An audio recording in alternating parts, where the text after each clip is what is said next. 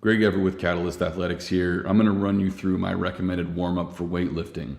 If you're cold, if you're stiff, if you're really sore, you can begin all this with about 2 to 5 minutes of monostructural work, whether that's hopping on a rower, exercise bike, or jogging, just something to get the temperature of the body up and just have some general movement.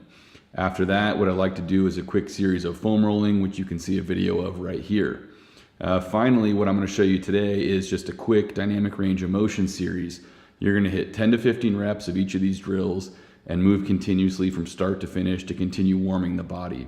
After that, you're just going to move on to your specific barbell warm-up for whatever the first exercise is you're doing that day. With the wrist circles, keep your palms together and your forearms as close as possible to make sure you're getting the full range.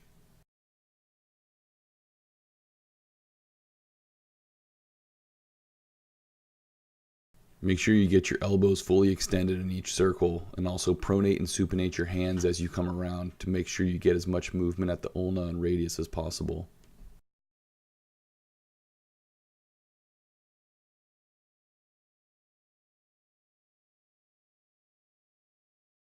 Keep your palms facing forward and your arms at about shoulder height.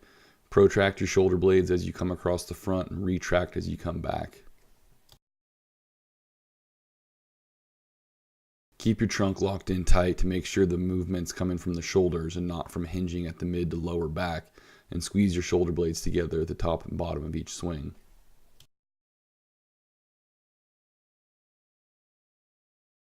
Again, keep your trunk locked in tight so the movement's coming from the shoulder girdle, but the purpose of the opposing swings is to help lock it in and prevent the movement coming from the spine. This one can also be done with more elbow bend and more of a focus on external and internal rotation. Use momentum to get the biggest range of motion possible on these circles, and also make sure the shoulder blades are moving up, forward, down, and back as you come around.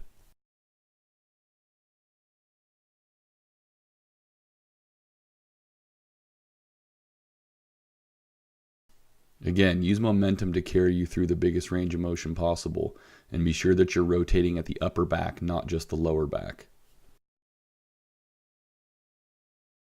These might be embarrassing, but they're less embarrassing than looking like the Tin Man when you're trying to squat. Keep your glutes tight and reach your hips forward as far as possible as you come around.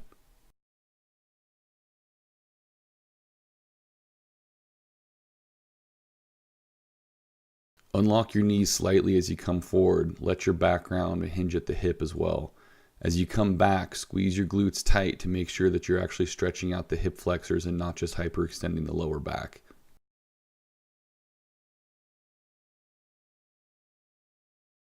Lean a little bit onto the knees and help guide them in the circles with your hands.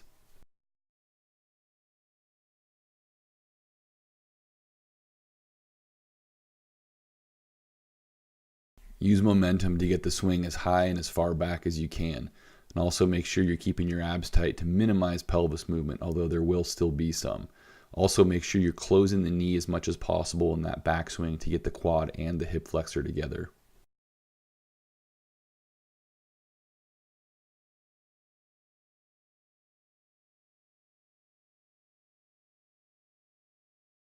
Lean all your weight over the thigh and make sure you keep your foot flat to stretch the calves instead of the midfoot. If you can't hold this squat position, put your other leg behind you into a lunge. Almost nobody gets this one right. The idea is to spread the thighs where they attach to the hip, not at the knees. That being the case, you need to get your elbows as deep towards your groin as possible so that you can use them to push out to the sides. You will not be in a full depth squat, and your back should be about horizontal.